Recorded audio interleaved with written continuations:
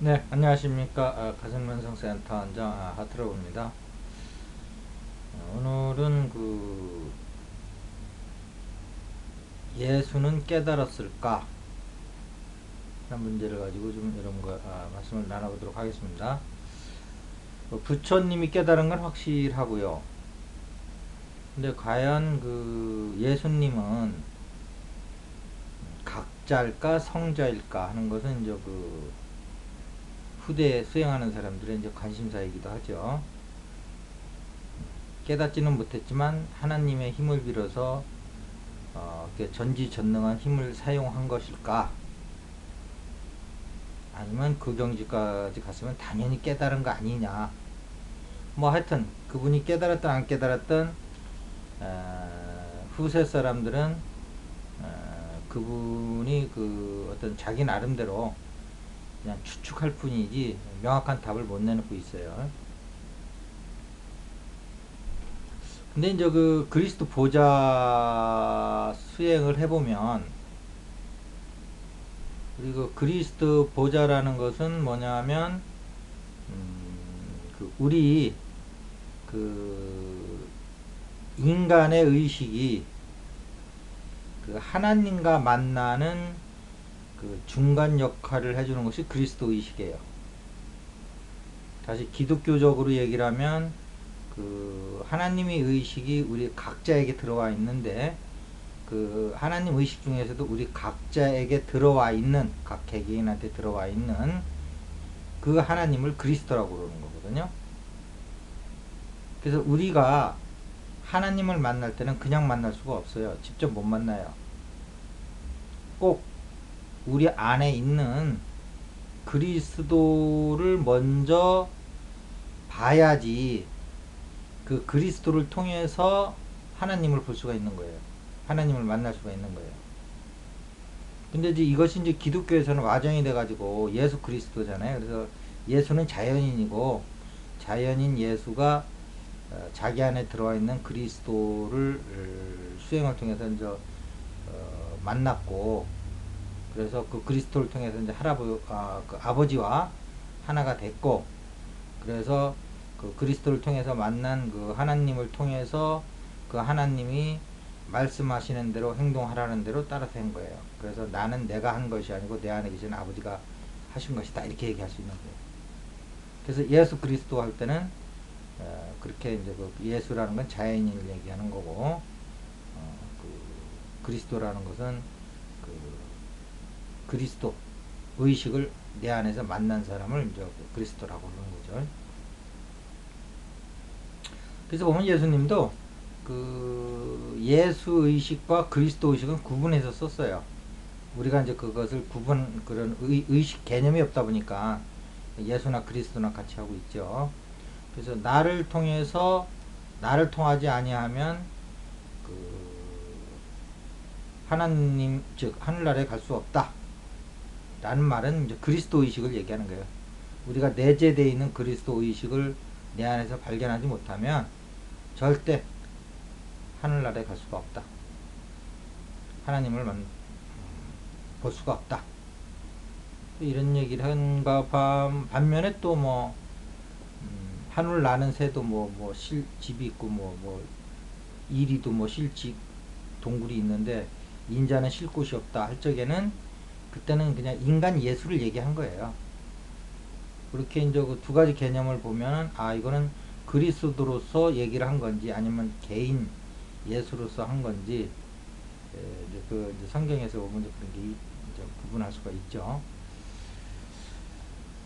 자, 그런데 이제 그리스도 의식에 가보면, 그 나라에서 이제 그리스도 의식을 만나면, 우리가 깨달았을 때 나타나는 그 의식과 다름이 없다는 걸 알게 돼요.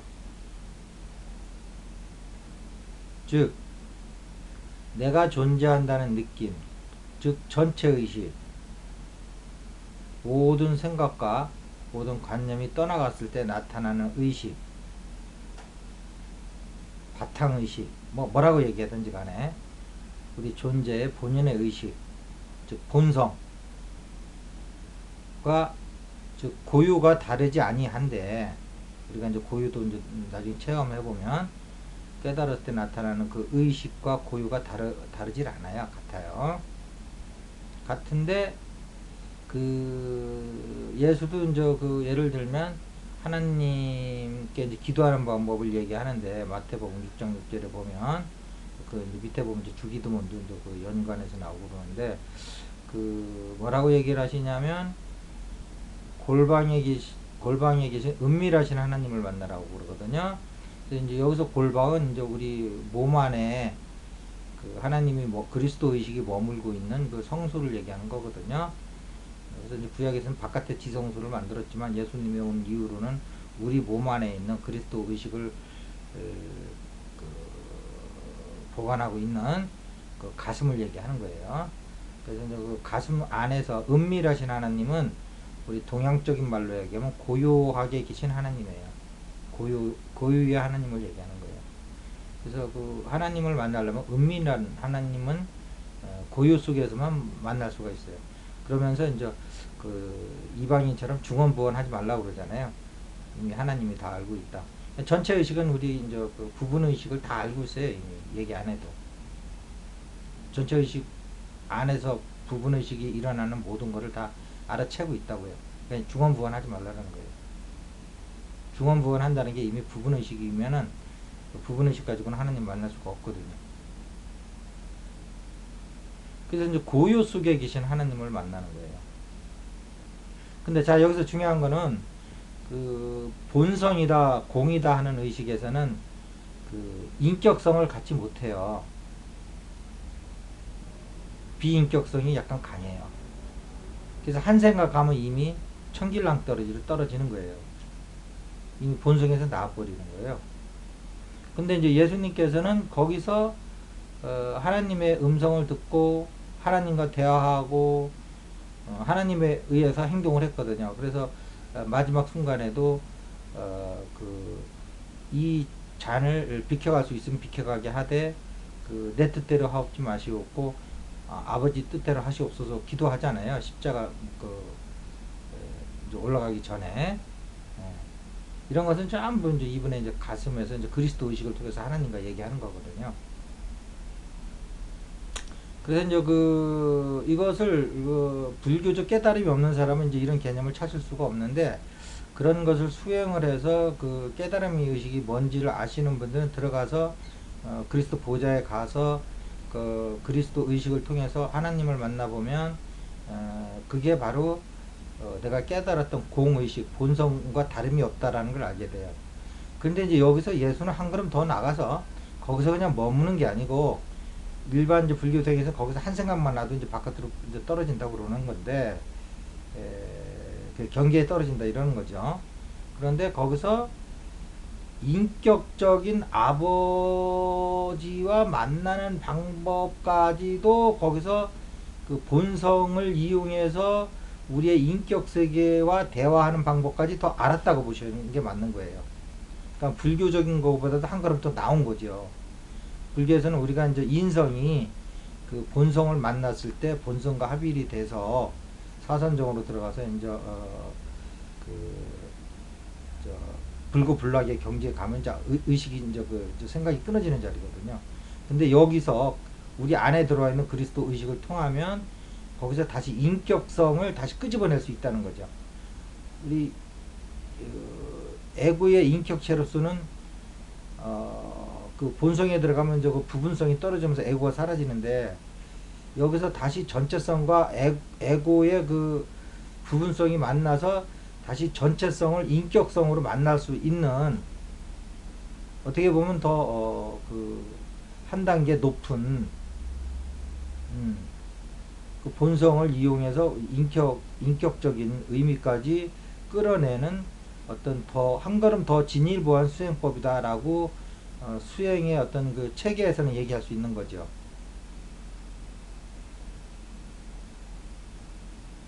그래서 우리 지금 기독교계에서도 이렇게 불교의 그 공예 자리까지 들어가는 방법을 뭐 어떻습니까? 어차피 수행인데 그걸 받아들여서 거기서 하나님의 지금 이제 불교는 거기서 끝나는 건데 거기서 한 걸음 더 나가서 그 인격성을 부여받고 거기서 에고라는 것을 나라고 인정을 하고 어차피 깨달았으니까 뭐 인정을 하든 안 하든 별 의미가 없거든요. 그랬을 적에 이제 본성을 아버지로 보는 거죠. 근데 불교에서는 이제 나를 없애버리니까 에고를 그걸 아버지라는 자리를 못 찾아내는 거예요. 그래서 그 에고가 단순히 이제 그 탐진체 빠져 있는 에고가 아니고 본성과 계합된 그 에고가 그 다시 전체와 대화해서 그 전체성에서 나오는 지혜를 쓰는 것 이것이 예수가 바로 행한 겁니다. 수행적 의미에서 이제 그 해석을 하자면 자 그래서 기존의 그 예수님이 깨달았냐 안 깨달았냐 깨달음이란 뭐냐 이런 여러 가지 그 의문이 갖고 계셨던 분이라고 그러면 오늘 제 얘기가 많은 도움이 됐을 거라고 봅니다. 귀 있는 자는 이제 들으셨겠죠. 또 못 들으셨다 하더라도 또 많은 수행을 하시고 많은 공부를 하시면 이 말이 무슨 뜻인가 이제 이해하실 겁니다. 그러니까 불교보다 한 걸음 더 진일보한 거다. 이제 그렇게 보시면 됩니다. 네, 감사합니다. 오늘 이것을 마치겠습니다.